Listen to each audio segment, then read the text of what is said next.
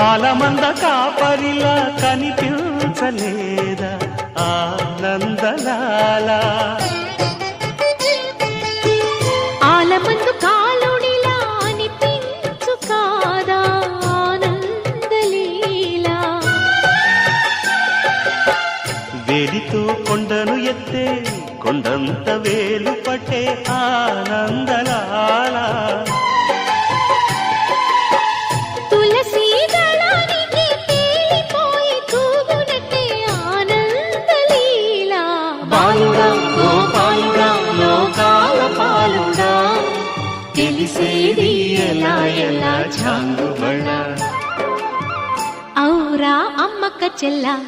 ఆలకించి నమ్మడవెల్లా అంత వింత గాథల్లో